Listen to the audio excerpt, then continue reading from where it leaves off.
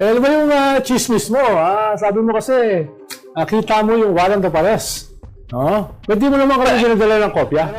Pero Richard, ang tanong kasi ni Ami, ay nakita mo ba yung warrant? Para alam niya kung gagawin niyang headline ng Philippine Star bukas. Kumbaga, nakita mo. Kung naglalakad ka kasi, sabi mo, nakita mo na yung warrant. Interesting, colorful. Tama nga si Boying Remulla. Isang pangalan lang ang nandun, Richard, or two. At least two daw yun. It could have been even more than two, but I only focus on that single person. But the speculation is that it could even be more than two. But yung picture ni Bato was very clear, like logo, picture niya, name niya, address niya, yung cases, and then dun sa towards the end, my signatures, ganon. I don't think that was fabricated, and there was no reason to show me any fabricated document, like to serve what purpose. Saka parang hindi ka magkakamali sa picture ni Bato. Yeah, I mean, kung ikaw 5 seconds sa Ronald, ito baka 1 second ready na siya for interview. That's the picture I saw sa Ronald. Enzorecto, kalaban ang katiwalian at kasinungalingan, kakampi sa katotohanan at kabutihan. Patuloy na umiinit ang usapin hinggil sa umano'y warrant of arrest laban kay Senador Bato de la Rosa. Isang kilalang political vlogger at political analyst na si Richard Heydarian ang nagbigay ng kontrobersyal na pahayag. Ayon sa kanya, nakita umano niya mismo ang warrant na inilabas laban kay Bato de la Rosa. Ngayon, gaano nga ba ito katotoo, mga kabunyog? Kung mapatutunayang totoo ang sinabi ni Richard Heydarian, lalabas na tugma ito sa naunang pahayag ng Ombudsman Remulla na nagsabing mayroon talagang warrant, ngunit hindi pa inilalabas sa publiko at hinihintay lamang ang tamang pagkakataon para ipatupad. Ayon pa sa mga naunang pahayag, hindi raw basta-basta ang timing ng pag-aresto. Katulad ng naging kaso noon kay dating Pangulong Rodrigo Duterte, kung saan maingat na inantay ang tamang panahon bago kumilos ang mga awtoridad. Dagdag pa ni Richard Heydarian, nakita niya sa warrant ang larawan ni Bato de la Rosa, ang kanyang buong pangalan, at ang kasong isinampa laban sa kanya, isang revelasyong lalong nagpaigting sa usapin. Ngayon mga kabunyog, kung totoo ang lahat ng ito, malinaw na may mga seryosong hakbang na isinasagawa sa likod ng kamera at posibleng oras na lamang ang hinihintay. Para po sa iba pang detalye at karagdagang pahayag ni Richard Heydarian, panoorin po natin ang kanyang naging panayam. Ano ba yung chismis mo? Sabi mo kasi, kita mo yung warrant of arrest. No? Pwede mo naman kami dinadala ng kopya. Pero Richard, ang tanong kasi ni Ami, ay nakita mo ba yung warrant? Para alam niya kung gagawin niyang headline ng Philippine Star bukas. Kumbaga, nakita mo. Kung naglalakad ka kasi, sabi mo, nakita mo na yung warrant eh. No? Basta may nakita tayo, yes, may nakita tayo.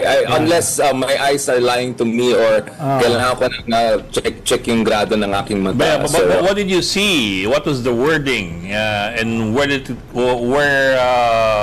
document is from what agency to what agency? Si Ami kasi nagsusulat na eh. Baka kailangan ko ng I might need to introduce you to someone else who might have even more time. I literally said, Ronald, that it's almost like the 5 seconds you had to fix your hair. I really had 5 seconds to go to.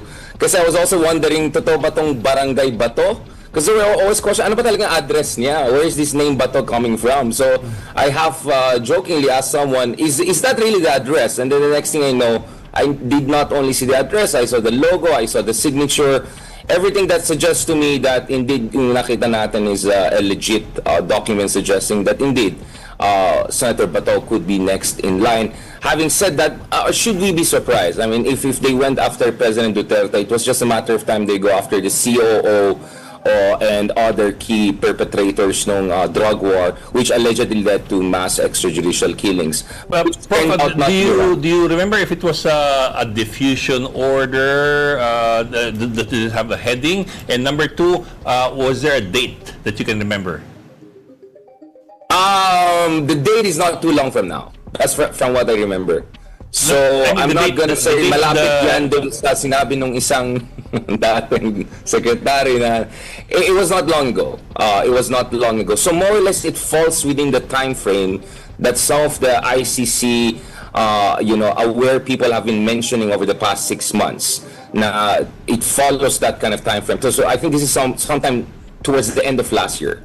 From what I remember. I hope I'm not wrong. Okay. Again, I had only a few seconds to look at it because this was parang biglaan lang yan, and it was a very confidential situation. I think these people knew that I already have my own sources in Europe, and also they felt confident, but I didn't spend too much time on it. But from what I could see in terms of the logo, the signatures, the headlines, the pictures, the address, and all of that, it looks to me it ticks all the boxes. So for me, it's a question of operational execution from now on. Pero Richard, nabanggit mo rin si Montulfo. Anong relasyon ni Montulfo dito sa warrant na ito?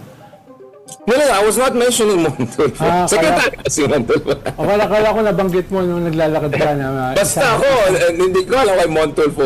Montulfo has his own Tweety birds and all of that. I don't know saan yun nakuha yung mga information niya. But ako, I'm talking about people who were verified sources of authoritative information in the past, or people who I also know have access to the same authoritative persons who gave us a heads up that there would be a warrant of arrest for President Duterte mid-2024 pa lang. So that's the chain of custody or chain of verification I'm looking at. Hindi ko alam kay Montulfo. I'm sure he has his own interesting, colorful source. Tama nga si Boying Remulla.